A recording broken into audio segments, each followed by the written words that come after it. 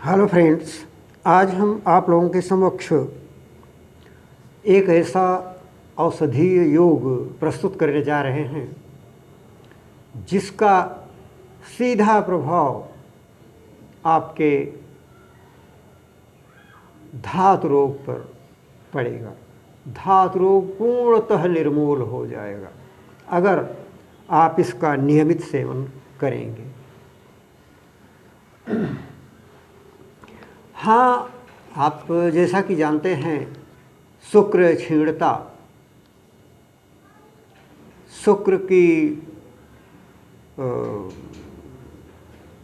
कमी, आपका जो शुक्र है, जो वीर्य है, वो कमज़ोर हो जाता है। धातु रोग का अर्थ यही होता है। धातु कहते हैं शुक्र को, वीर्य को।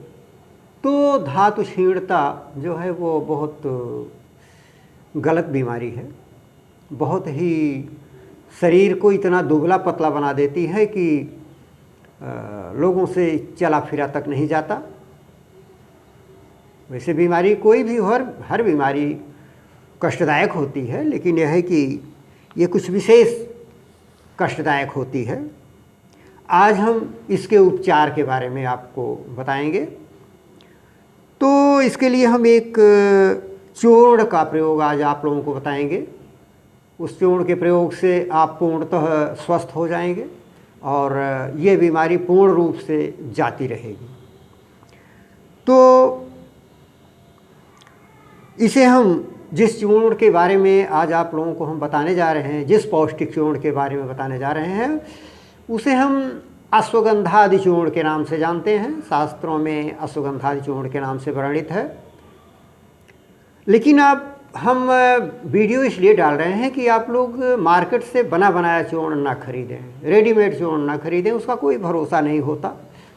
इसलिए हम आपको ये चूर्ण बताने जा रहे हैं, इस चूर्ण के बारे में। इसे आप अपने घर पे बनाएं और इसका लाभ उठाएं।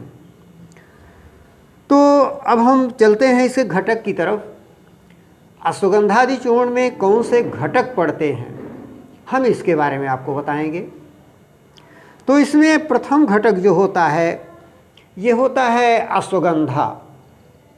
ये आप देख रहे हैं, इसमें लिखा गया है अश्वगंधा चूर्ण, दिव्य अश्वगंधा चूर्ण।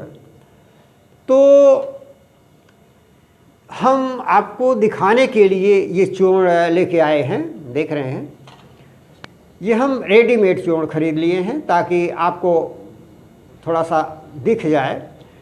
तो देखिए, ये इसका चूर्ण जो है, ये पाउडर अगर आप बनाएंगे, देखिए ऐसे होगा, इस कलर में होगा। तो इसका कलर यही होगा, ये थोड़ा सा भूरापन लिए हुए होगा। तो आप इसका जड़ खरीदें, सूखा जड़ मिल जाता है आपको। जड़ी बूटी की दुकान पर बहुत आराम से मिल जाएगा। यह चूर्ण आपको जड़ी बूटी की दुकान पर बहुत आराम से मिल जाएगा, कोई परेशानी नहीं होगी। और अश्वगंधा ऐसा औषधीय पौधा है कि जिसके केवल एकांकी उपयोग से ही आप पूर्णतः स्वस्थ हो सकते हैं और आपका ये शुक्र रोग जो है, धातु रोग जो है, ये पूर्णतः निर्मूल हो जाता है। लेकिन एकांकी औषधि के प्रयोग में कभी कभी परेशानी पैदा हो जाती है, तो उसमें थोड़ा सावधानी विशेष रखना पड़ता है। जब आप किसी औषधि योग का प्रयोग करेंगे तो उसमें आपको उतनी समस्या नहीं होगी। मात्रा का थोड़ा आप ध्यान दें। तो यह अश्वगंधा जो है, ये आयुर्वेद में रसायन के नाम से जाना जाता है। इसे हम रसायन की श्रेणी में रखते हैं। तो ये धातु रोग को बिल्कुल निर्मूल कर देता है और शरीर को बिल्कुल स्वस्थ बना देता है, हृष्ट पुष्ट बना देता है। और इसमें दूसरा घटक जो हम डालते हैं वो है विधारा। विधारा जो है इससे आप परिचित तो कम होंगे, लेकिन मैं इसकी पूरी रूपरेखा आपको बता देता हूँ। विधारा की जड़ ही प्रयोग में लाई जाती है, इसके बीजों को आप प्रयोग ना करेंगे। बीजों को तभी प्रयोग किया जाता है जब कोई चिकित्सक आपके समक्ष हो। आप किसी चिकित्सक की देखरेख में ही बीजों का प्रयोग करें, अपने मन से आप बीजों का प्रयोग न कीजिएगा।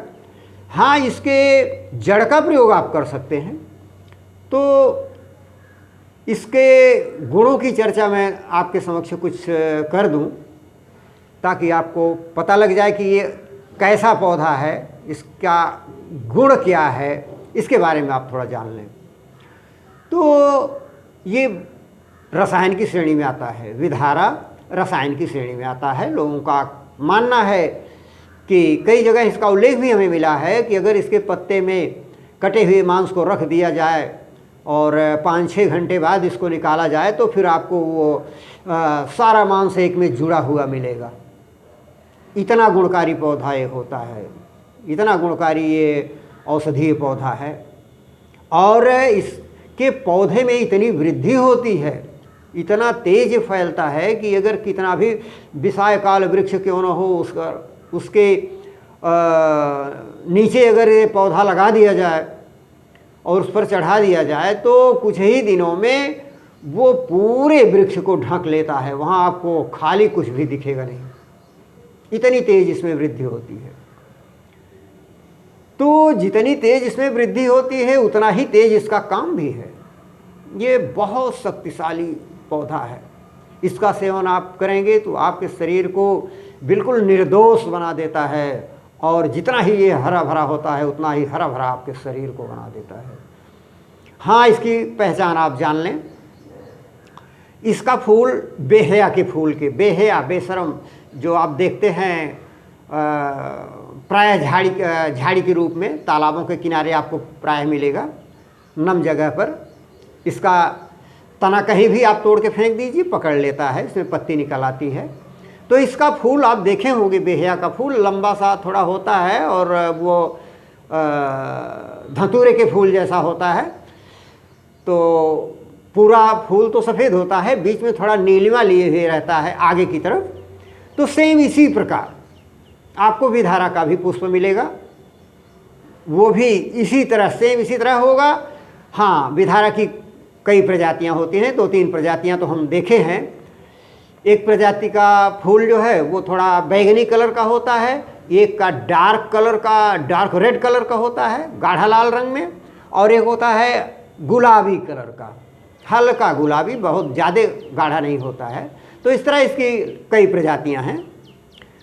और इसके पत्ते का आकार जो होता है वो दिल के आकार का होता है, और वो कलर जो होता है, रंग जो होता है, इसके कुछ प्रजाति के पत्ते गाढ़े हरे रंग के आपको दिखेंगे, और कुछ प्रजाति के पौधे जो है, पत्ते जो है वो आपको हल्के हरे रंग के दिखेंगे, येलो ग्रीन करके आपको दिखेंगे। और ये काफ़ी लंबे चौड़े भी हो जाते हैं, लगभग 25 सेंटीमीटर चौड़े और 25 सेंटीमीटर लंबे भी आपको मिल जाते हैं, दिल के आकार के होते हैं। तो इनकी ये पहचान है, आप जान लीजिए। और इस तरह आप कहीं भी देखें ये पौधा तो इसको आप संभाल के रख लें, इसको आप पूर्णतः नष्ट ना करें। इसकी जड़ को ले लें एक किनारे से, बाकी छोड़ दें, पौधा पनपता रहे, आगे बढ़ता रहे। किसी भी औषधि पौधे को आप मूलतः ना नष्ट करें। तो इस तरह आपको हमने परिचय करा दिया इसके घटकों के बारे में। अब हम चलते हैं इसकी मात्रा की तरफ। तो आप हाँ, मात्रा की तरफ चलने से पहले हम आपके ये बता दें आपको कि आप इसका चूर्ण कैसे तैयार करेंगे। तो इसमें कोई विशेष परेशानी नहीं है। आप इसके अश्वगंध के सूखे हुए मूल को आप मार्केट से ख़रीद लें। सूखी जड़ अश्वगंधा की आपको मार्केट में आसानी से मिल जाएगी, जड़ी बूटी की दुकान पर आसानी से मिल जाएगी। जितना आप अश्वगंधा की सूखी जड़ लें उतना ही आप विधारा की भी सूखी जड़ ले लें मार्केट से, वो भी आपको आसानी से मिल जाएगा। ये दोनों बहुत प्रचलित औषधियाँ हैं, आसानी से आपको मिल जाएंगी, समान मात्रा में ले लें। और उसको कूट कर, पहले बड़ी खरल में कूट कर उसको हल्का कर लें, इसके बाद फिर छोटी खरल में डाल के उसको पूरा पाउडर बना लें, या मिक्सर में डाल के पाउडर बना सकते हैं आप। तो उसको बना के रख लें, और इस तरह आपका जब चूर्ण तैयार हो जाए, फिर आप इसको कितनी मात्रा में प्रयोग करेंगे और इसका अनुपान क्या होगा और समय क्या होगा, ये भी आप जान लें। तो पहले आप मात्रा के बारे में जानें। तो मात्रा इसमें आप जो लेंगे वो लगभग 1 छोटे चम्मच के बराबर आप लेंगे। हाँ, अवस्था और बल को देखते हुए आप, अगर आपकी अवस्था कम है, 18+ के लोगों को तो ये लेना ही चाहिए। 18 वर्ष से कम के लोगों को इसे खाना ही नहीं चाहिए, सेवन ही नहीं करना चाहिए। 18 वर्ष के ऊपर की ही लोग इसे सेवन करें, पुरुष ही सेवन करें, औरतें भी न सेवन करें। तो इस तरह आप मात्रा 1 छोटे चम्मच के बराबर, अगर आपकी अवस्था कम है और स्वास्थ्य भी आपका थोड़ा उतना अच्छा नहीं है, फिर तो आप हल्के 1 छोटे चम्मच के बराबर चूर्ण इसका लें।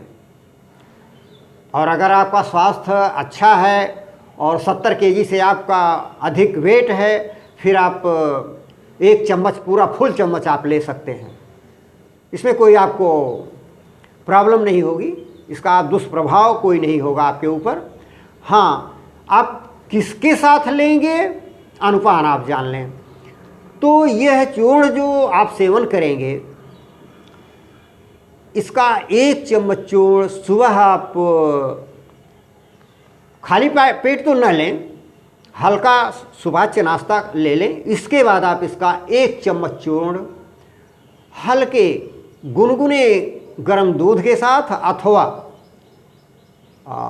उसमें आप शक्कर या मिश्री मिला के, गुनगुने गर्म दूध में हल्का शक्कर मिला के उसके साथ लें, अथवा गुनगुने गर्म जल के साथ ले लें। और रात को भी ध्यान दें, कोई भी औषधि का सेवन करें तो नाश्ता करने या भोजन करने के लगभग आधे घंटे बाद ही करें, उसके पहले बिल्कुल ना करें। और अपने खान पान पर विशेष ध्यान दें। तो रात का जब आप सेवन करें तो रात का भोजन करने के लगभग आधे घंटे बाद ही आप औषधि का सेवन करेंगे।